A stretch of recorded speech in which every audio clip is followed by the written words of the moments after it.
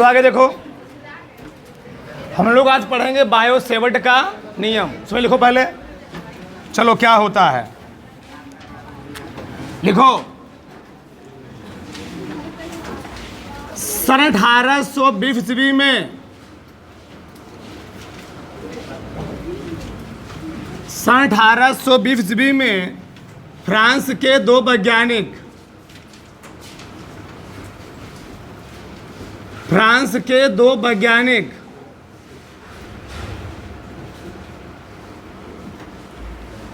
Bio था, bio व Savart ने, ये अलग अलग थे, ध्यान रहे, बायो व सेवर्ट ने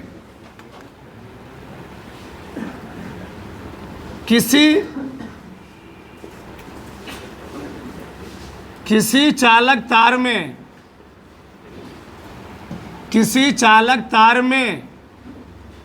धारा प्रवाहित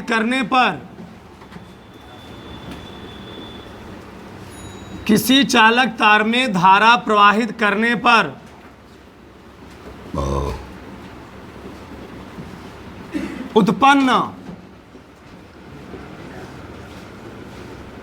उत्पन्न चुंबकीय क्षेत्र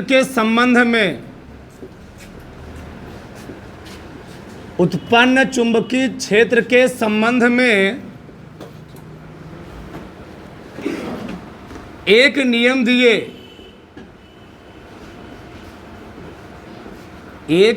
दिए जिसे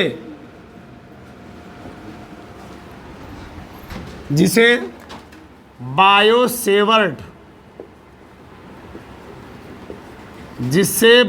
सेवर्ट का नियम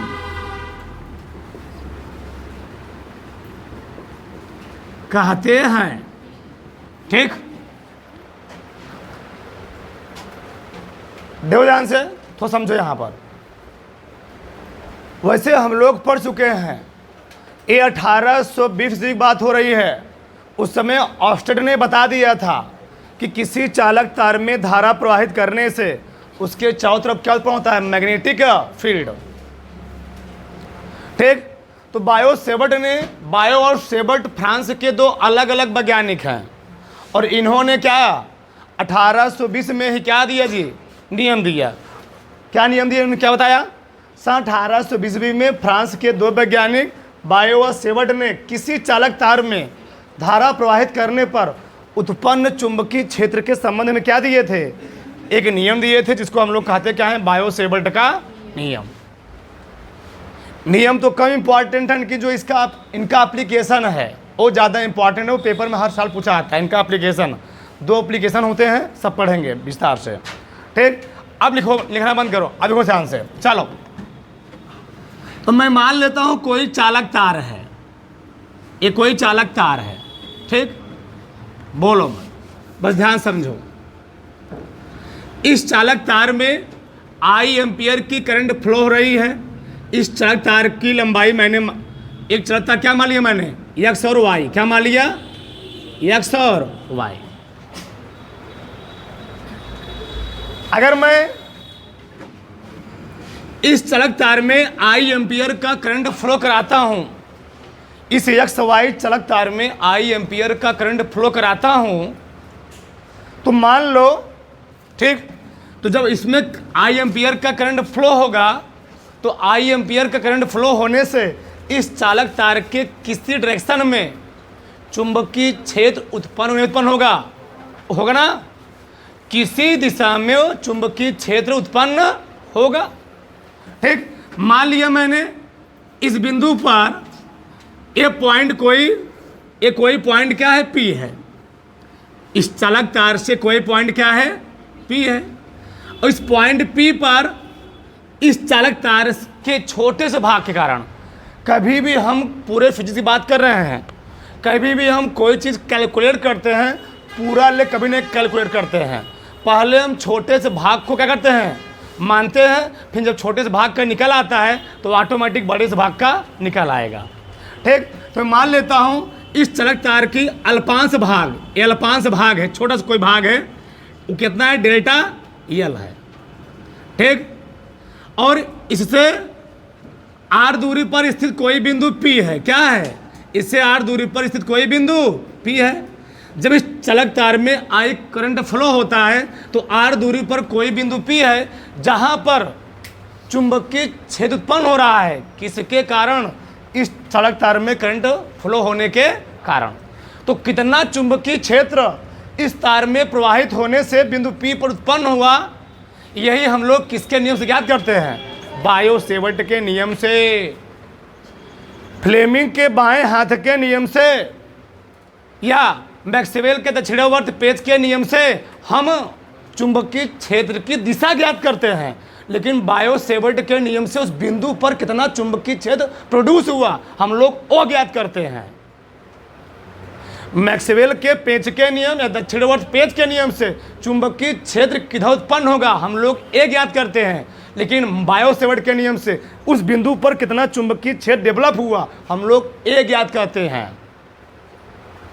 एक कोई चलक तार था, इसमें I एम्पियर करंट फ्लो हुआ, तो इससे R दूरी पर मान लिया कोई बिंदु P है, ठीक। तो R दूरी पर जो बिंदु P था, इस अल्पांश भाग कारण, छोटा भाग है, जब छोटा सा भाग है तो चुंबकीय क्षेत्र भी क्या उत्पन्न होगा? छोटा उत्पन्न होगा।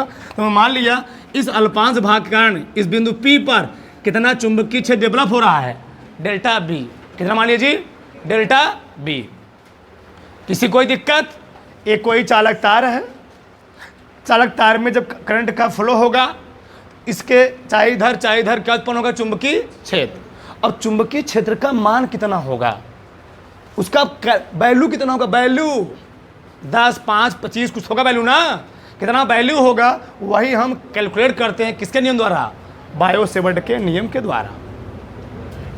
दिशा तो निकाल लोगे कि बल की दिशा किधर लगेगी, बताया था मैंने। अगर यहाँ पर तुमको बल निकालना हो तो बल की दिशा तुम आराम से निकाल लोगे। करना क्या है?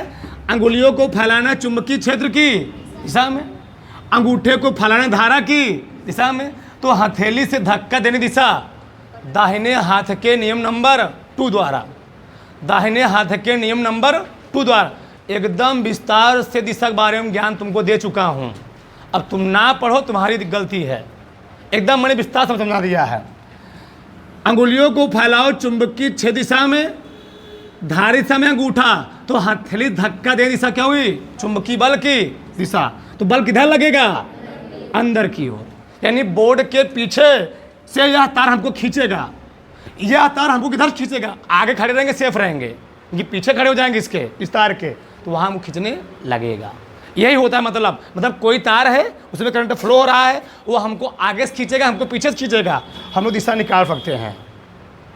ये होता है नियम। अब देखो तुम मार रहा हो यहाँ पर, अब ध्यान से समझना, आपको लिखेंगे नहीं।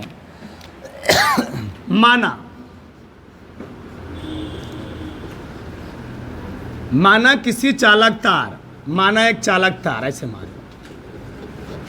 लिखना किसी को नहीं है। माना एक चालक तार XY में, माना एक चालक तार XY में I एम्पियर की धारा, I एम्पियर की धारा प्रवाहित होती है,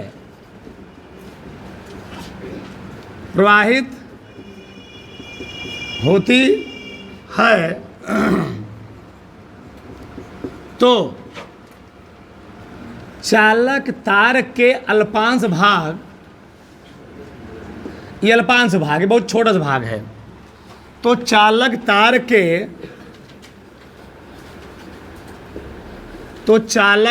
के अल्पांश भाग डेल एल के कारण, डेल एल के कारण इससे R दूरी पर स्थित, इससे R दूरी पर स्थित बिंदु P पर उत्पन्न, तो चालक तार के अल्पांश भाग डेल एल का कारण इसे R दूरी पर स्थित बिंदु P पर उत्पन्न चुंबकीय क्षेत्र डेल B, उत्पन्न चुंबकीय क्षेत्र, उत्पन्न चुंबकीय क्षेत्र चुंबकीय क्षेत्र निम्नवत कारकों पर, या लिखना डेल बी सही रहेगा, निम्नवत कारकों पर निर्भर करता है, निर्भर करता है। कौने कौने बात पर निर्भर करता है? बायो और सेबर्टर ने क्या बताया? देखो, कोनो चीज़ प्रूव करना हो पहले फार्मूला लिख लो, एकदम तुमको सर्च करके बता रहे हैं, ठीक। अब कहोगे सर जी आप अभी सिद्ध किए नहीं, डायरेक्ट फार्मूला लिख दे रहे हो। हाँ, याद हो जाएगा आपको, परेशान मत हो। तो जो डेल्टा बी होता है, जो डेल्टा बी होता है उसका जो फार्मूला निकल के आता है वह म्यू नॉट अपान 4 pi I del L sine theta अपान क्या होता है जी? Are square. यही है बायो सेवर्ट का नियम, बायो सेवर्ट का नियम। यानी उत्पन्न चुंबकीय क्षेत्र की प्रबलता या चुंबकीय क्षेत्र की तीव्रता किन किन बातों पर डिपेंड कर रही है? चालक में प्रवाहित धारा आई के समानुपाती या अनुक्रमानुपाती, चालक तार के अल्पांश भाग डेल एल के क्या होता है? समानुपाती या अनुक्रमानुपाती, उनके बीच बने कोण की जाके समानुपाती या अनुक्रमानुपाती, उनके बीच की दूरी के वर्ग के, हो गया, सिद्ध हो गया। 4 स्टेप आएगा, चारों स्टेप मिला देना, क्या बन जाएगा? बायो सेवर्ट का। देखो ध्यान से, तो पहला मैं क्या लिखूंगा? पहला पॉइंट लिखूंगा, देखो ध्यान से, चलो पहला पॉइंट, चालक में प्रवाहित, चालक में प्रवाहित धारा आई के समानुपाती, थोड़ा अच्छा नहीं लगता, अनुक्रमानुपाती लिखा करो। अरे भैया अनुक्रमानुपाती, किसी के नाम लिख बोलोगे थोड़ा गड़बड़ लगता है, और बाबू सोने को बड़ा अच्छा लगता है। चालक तार में प्रवाहित धारा आई के अनुक्रमानुपाती, कहते खुश हो गए, दिल में लड्डू फूटने लगा, ठीक। क्या होगा जी? डेल बी प्रोपोर्शनल, समीकरण नंबर 1, समीकरण नंबर 1। अगला क्या लिखोगे? अल्पांश भाग या अल्पांश लंबाई डेल एल के अनुक्रमानुपाती, अल्पांश, जान से बोलना, अल्पांश भाग, अल्पांश भाग डेल एल के क्या?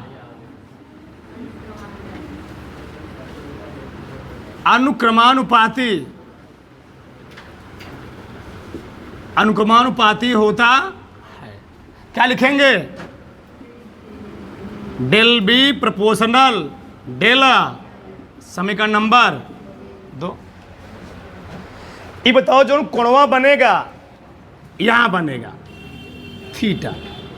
बताओ प्रॉब्लम में होता है ना, हम लोग कोण तो दिखा देते हैं, लेकिन मेन प्रॉब्लम में होता है कोण किसके किसके बीच बन रहा है। तो जो कोण ही बना हुआ ना, ध्यान समझना, यह अल्पांश भाग। देखो एक पूरा तार है, तार कितना लंबा है कोई फिक्स है जी? तार बहुत बड़ा सकता है, तो मैंने पर्टिकुलर छोटे से भाग के लिए बात किया है। एक छोटे से भाग इतना, इस छोटे से भाग और ई, यानी हम कह सकते हैं जो कोण बन रहा है थीटा, वह अल्पांश लंबाई डेल एल और बिंदु पी को मिलाने वाली, अरे भैया हे डेल एल है और हे बिंदु पी है, इन्हीं बीचों कोण बन रहा है ना। हाँ, कोणवा किसके किसी बीच बन रहा है जी? डेल एल और बिंदु पी को मिलाने वाली रेखा के बीच बने कोण की जाके क्या होता है? पूछ रहे कोई कोणवा किसके किसी के बीच बन रहा है? तो अल्पांश भाग डेल एल और बिंदु पी को मिलाने वाली रेखा के बीच बने कोण की जाके अनुक्रमानुपाती होता है। मैं लिख रहा हूं, ये सबसे मेन है, ध्यान रहे। अल्पांश, अल्पांश भाग डेल एल, अल्पांश भाग डेल एल और बिंदु पी को मिलाने वाली बिंदु P को मिलाने वाली रेखा के बीच, रेखा के बीच बने कोण की ज्या, बने कोण की ज्या, कोष्ठक में लिखो साइन के क्या होता है, अनुक्रमानुपाती होता है, अनुक्रमानुपाती होता है। यानी क्या लिखेंगे जी, डेल बी प्रपोर्शनल क्या लिखेंगे, साइन थीटा। समीकरण नंबर कौन, 3। एक बचा कौन सा, आर स्क्वायर। ये आर स्क्वायर क्या है, अल्पांश भाग डेल एल, अल्पांश भाग डेल एल, और बिंदु P को मिलाने वाली रेखा, बिंदु P को मिलाने वाली रेखा के बीच की दूरी के वर्ग के व्युत्क्रमानुपाती होता है। लिख रहा हूं मैं अगला पॉइंट, ठीक। ये ऐसे लिख लो, अल्पांश भाग डेल एल से, ये शुद्ध रूप है, अल्पांश भाग डेल एल से बिंदु P को मिलाने वाली रेखा, बिंदु P को मिलाने वाली, बिंदु P को मिलाने वाली रेखा के बीच, के बीच की दूरी के बीच की दूरी के क्या होता है, वर्ग के क्या, हाँ। तुम लोगों को लिखना तो एक लाइन छोड़ देना, नहीं तो लगेगा कि पोल लंबा हो जा रहा है। व्युत्क्रमानुपाती होता है, व्युत्क्रमानुपाती होता है। यानी क्या हो गया जी, डेल बी प्रपोर्शनल क्या, del B proportional 1/r square. इसको कहने का दो तरीका, अब डिपेंड कर तुम कैसे बोल रहे हो उसको। हम कह सकते हैं del B proportional 1/r square, ये ऐसे बोल दो, del B inversely proportional r square.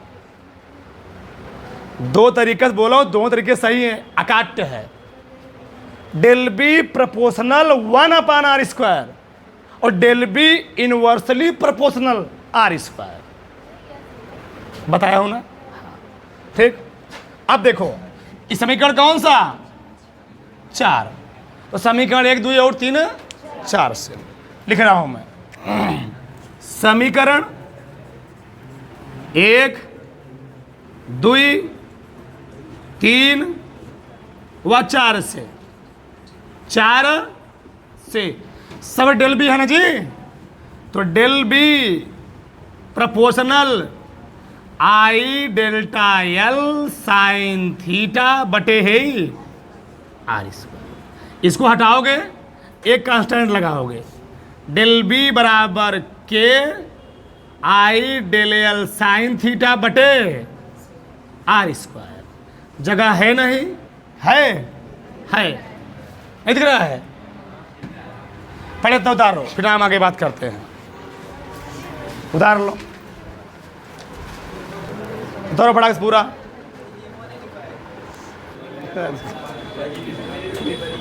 आगे देखो इधर, समझो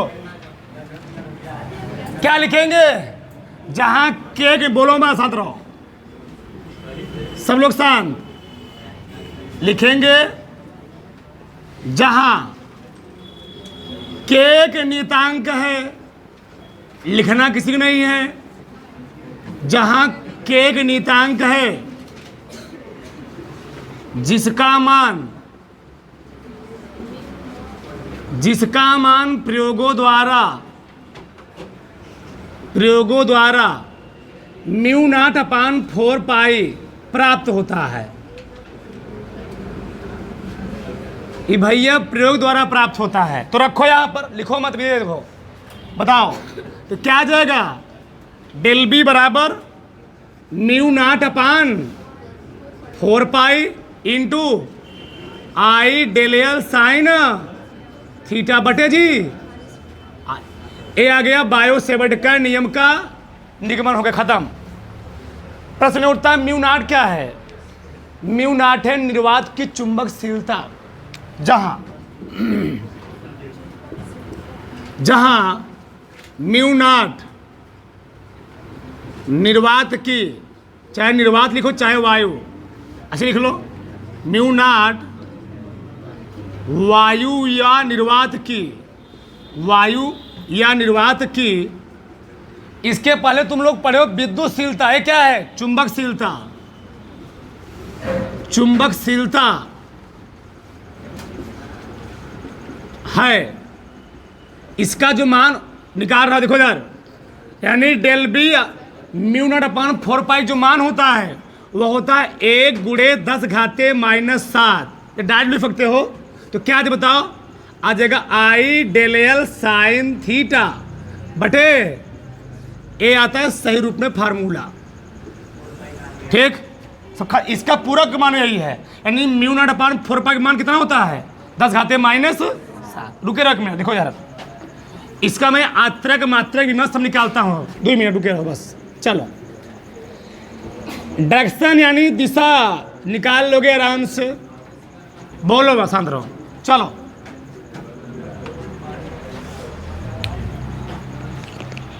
सबका ध्यान इधर।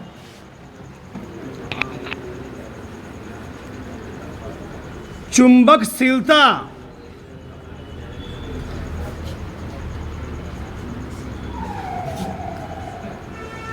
तुमको लड़कियों के बीच बैठाना चाहिए, बढ़िया से बतियाते तब।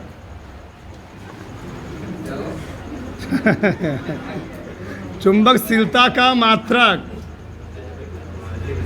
व बिमी सूत्र, एक गधावा हर समय में देख, मैथों में साइंसों में हमेशा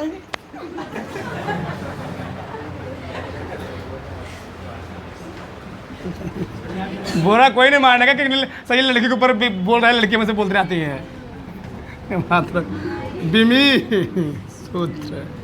देखो इधर, अब शांति बैठ ही नहीं सकता है, चुल बढ़ रहा, कहते नहीं कुछ मिला। यह देखो, डेल बी बराबर क्या होता है जी? म्यू नॉट अपान 4 पाई। इसका तो मात्रक होगा नहीं, तो होगा किसका? आई डेल एल साइनक होता का? अरे नहीं भैया, इसका होगा, म्यू नॉट का होगा, इसका नहीं होगा, इनटू आई डेल एल बटे क्या लिखोगे? हमको किसका मात्रक निकालना है? म्यू नॉट का। किसका निकालना जी? बताओ क्या हो जाएगा तब? म्यू, इधर थोड़ा लिखूं, थोड़ा इधर लिखता हूं, बताओ। डेल बी बराबर आ गया mu not I del L बटे आर स्क्वायर। बताओ, तो म्यू नॉट बराबर क्या आएगा जी?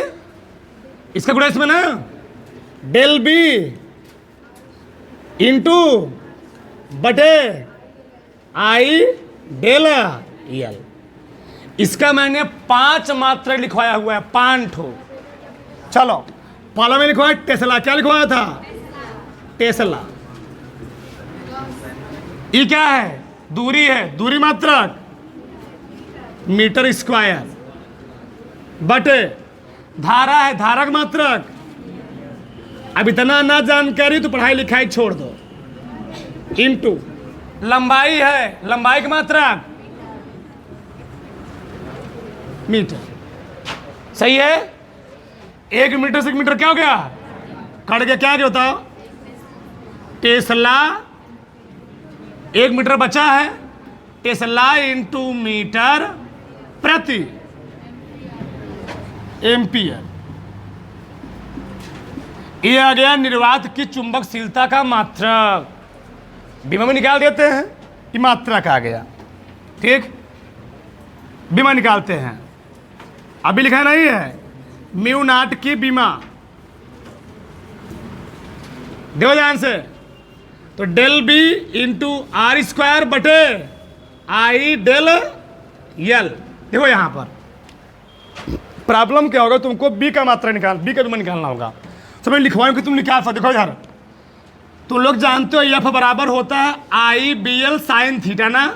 हमको निकालना है बी की विमा, तो क्या हो जाएगा जी एफ बटे आई एल। अब बताओ एफ की विमा क्या होती है, तुम किसी भी में निकाल सकते हो, बस फार्मूला तुमको याद रहे M L T power minus 2। I मतलब एम्पियर, एल मतलब लंबाई, एक एल सेकंड क्या हो गया, तो बी की जो बीमा निकली क्या गई एम टी की पावर माइनस 2 ए की पावर माइनस। वैसे मैं लिखवा भी चुका हूँ, पीछे पटो पर ना लिखवाया गया है, तो रखो डायरेक्ट यहाँ पर सब लिखवाया गया है, और ना तुमको याद हो तो निकाल सकते हो आराम से। चलो रखो एम टी की पावर माइनस 2 ए की पावर माइनस 1। इसका भी मैं हुआ अभी, इसका इंटू आर स्क्वायर लंबाई लेंथ ना जी, क्या लिखूंगा एल स्क्वायर। ऐसे लिखो कोई दिक्कत नहीं, चाहे ब्रैकेट लगाओ चाहे मत लगाओ कोई दिक्कत नहीं है, लगा सकते हो। बट आई मतलब एम्पियर, एल मतलब लंबाई, ब्रैकेट हटा ही दो कोई दिक्कत नहीं, वही बात है। ठीक चलो, एक एल सेकंड कट गया जी, कट गया। ए है कटेगा नहीं, ऊपर जाएगा तो क्या आएगा यम, पहले एल लिखो, एक एल बचा है ना, यम एल टी की पावर माइनस 2 ए की पावर माइनस 1 नहीं माइनस 2। ए आ गई निर्वात की चुंबकशीलता की बीमा, ए आ गई मात्रक, ए आ गई बीमा। सब उतार डालो जहां तक लिखा हूं मैं, आल टू आल जल्दी से उतरो फटाक से। अगला हेडिंग डालो, अगला हेडिंग है निर्वात की चुंबकशीलता तथा निर्वात की विद्युतशीलता में संबंध, relation between permeability and dielectric constant. इसको जितनी बार कहा जाए उतना ही कम है, एक बार नहीं कम से कम 9 से 10 बार बोर्ड के एग्जाम में आए हुआ, 10 बार हर साल पूछता है। तो लिख लो बेरी बेरी 1000 बार इंपॉर्टेंट, हाँ बेरी बेरी 1000 बार इंपॉर्टेंट लिख लीजिए। ठीक तो हम कट गए हो, लिख लिए। अब आगे देखो समझो, सबका ध्यान इधर। हम लोगों ने क्या पढ़ा, बायो-सेवर्ट के नियमानुसार। अब किसी पेन चलने चाहिए 5 मिनट ओनली। बायो-सेवर्ट के नियमानुसार हम लोगों ने पढ़ा डेल्टा बी बराबर म्यू नॉट अपान 4 pi I del L sine theta बटे आर स्क्वायर। इसमें जो म्यू नॉट अपान 4 पाई का मनवा आया वह कितना आया, 1 गुणे 10 घाते माइनस 7। ठीक, समीकरण मान लो 1, क्या मान लो 1। अब बताओ निर्वात की विद्युतशीलता कहां से मिलती थी, कूलाम के नियम से, कूलाम के नियम से। तो कूलाम के नियमानुसार, कूलाम के नियमानुसार बताओ इनका नियम क्या था, यह बराबर 1/4 pi epsilon not Q1 Q2 बटे, याद होगा वहां पर इसका मान कुछ और था, 1/4 पाई एप्सिलॉन नॉट का मान कितना था, 9 गुणे 10 घाते 9। समीकरण नंबर 2।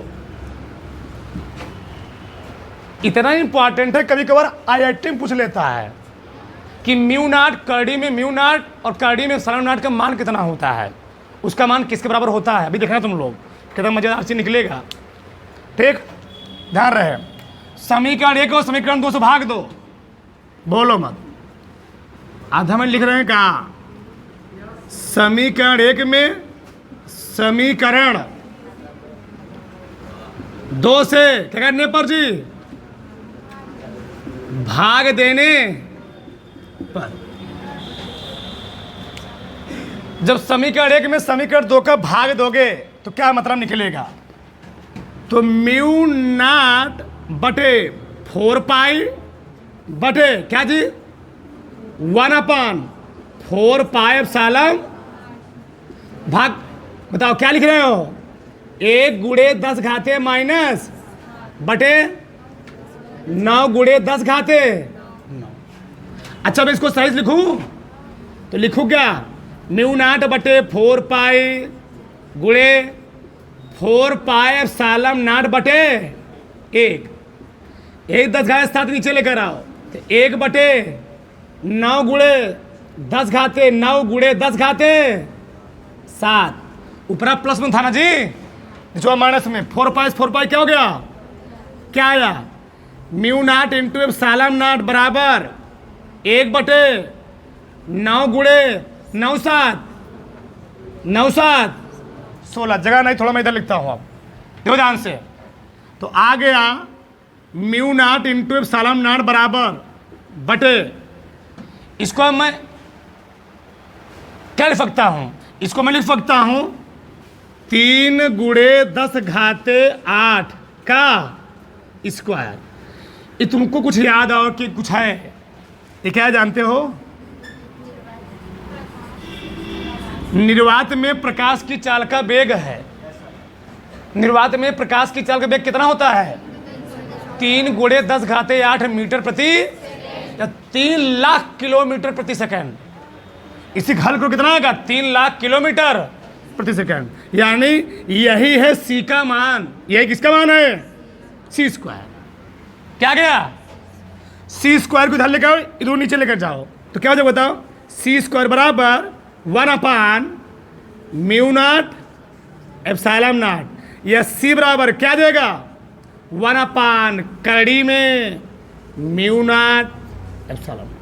बहुत ही इंपॉर्टेंट ये रिलेशन है, बहुत ज़्यादा, कि प्रकाश की चाल, निर्वात की चुंबकशीलता, निर्वात की विद्युतशीलता में क्या संबंध होता है। तो सी बराबर क्या होता है, सी बराबर 1 कड़ी में mu naught into epsilon not, इतना उतार लो,